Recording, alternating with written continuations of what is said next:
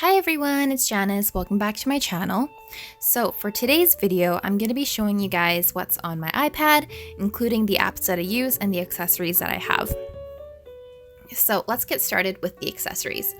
So first off, I'm getting a lot of questions about which iPad I have, and this is the iPad 2018 9.7 inches, and I have it in the 32 GB version and in the color silver.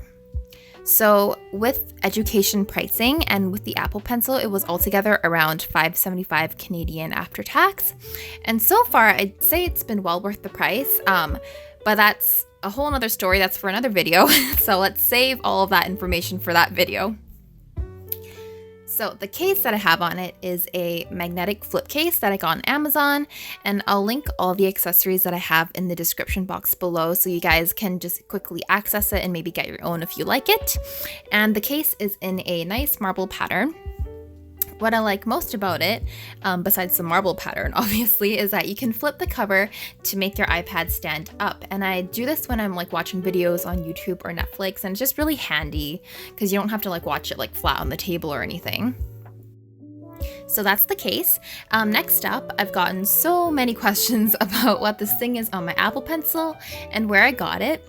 So this product I got on Amazon as well, and it basically just adds a silicone grip and cap to your pencil. And it makes your Apple Pencil more comfortable and easier to hold. I find that the Apple Pencil just by itself without anything is quite thin and slippery in my hand without it, and it just rolls around on the table. But with the silicone grip, it kind of just grips onto the surface so it doesn't roll around. And because it's more sturdy when you hold it, I find that I kind of enjoy the writing experience a lot more compared to without anything on it. So if you guys don't already have it, I really do recommend trying it. There are so many different types of grips that you can find on Amazon. So like, it doesn't have to be this one that you try, but this is the one I use and I really like it so far. So the silicone cap here replaces the stock cap that the Apple Pencil comes with. And it's really awesome because it doesn't fall off as easily as the original cap, which is what a lot of people complained about when I was researching the Apple Pencil. So yeah, I took that original cap off and I just replaced it with a silicone cap. And yeah, it protects the rear end really well and it doesn't fall off. So here I'm just showing you how the pencil has like a magnetic strip in the grip itself, and then you can just attach it to the case. So when you like flip your iPad around, it doesn't fall off and it just makes it easier to carry everything around.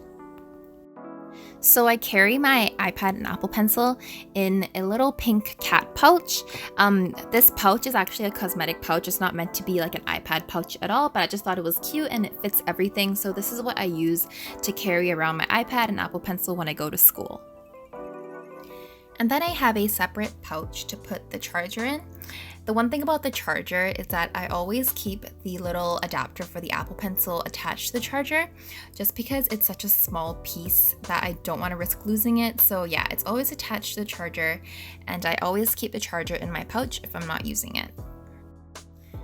So that's pretty much everything in terms of accessories for my iPad. So now we can move on to what's on my iPad. So on my iPad, you guys will notice that I only have one page of applications. And I do this because I like to be more organized and compact. And so I categorize all of my apps into their own folders so that I'm not looking through my iPad, scrolling endlessly, trying to find an app that I need to use. So obviously I have all the basic apps that iOS comes with, but to save storage for more of my schoolwork, I've actually offloaded some apps that I know I'm not going to use. And by offloading, I mean that I'm not actually deleting the apps. I'm more so deactivating them in the settings so that they don't take up any storage because I'm not really using it at all. So it's kind of just wasting space there. So things like music, Apple Home Podcasts, TV, iTunes University, stuff like that I don't use, so they're offloaded. So these icons with the clouds next to their names are offloaded apps. So I have an entire folder dedicated to school, and it's under the folder productivity. And in this folder is basically all the apps that I use for school regularly.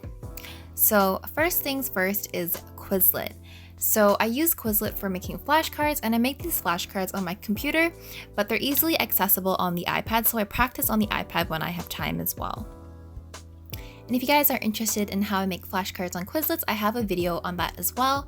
So if you haven't watched it, I'll just link it on the screen somewhere here so you guys can go check it out if you like. So next up is Google Drive, and Google Drive is a must-have for me. If you guys watch my previous videos, you know that I like to export my review notes and PowerPoint notes that I annotate in class onto my Google Drive so I can display them on my computer. I know you can airdrop between an iPad and a MacBook, but personally for me, I just like having a designated storage where I can store everything, like having an iCloud. So next up, I have two note-taking apps. The one that I use most regularly and is the one that I actually use all the time now is GoodNotes.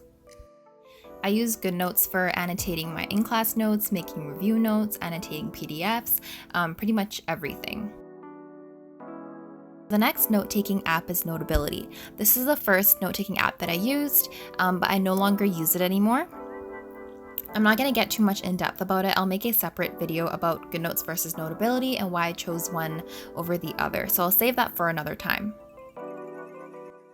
Next up is an app called Spectrum, and my clinical instructor actually showed me this. It's basically just a database of a bunch of pathogens and antimicrobial drugs, so it's really useful if you're like a med student or like a nursing student like I am. I only ever access this app if I need it. I don't, like read it like in my free time or anything, but it's just a nice like resource to have. So next up is Procreate. I just got this recently because I saw a lot of people use it and then I really wanted it, so I fell for the trap. I'm just kind of doodling on it right now. There's not really much going on, but I'll probably experiment with it more when I have time. So the next app here is Khan Academy, which I'm sure everyone knows about. It's an amazing resource for any subject you're learning about. I use it all the time for when I'm reviewing for pathophysiology, biology. It just has pretty much every topic that I would need to know. And yeah, it's so helpful, great for supplementing your studying. So the last app that I have here is ATI, and it's kind of like an NCLEX prep resource that's required by my school.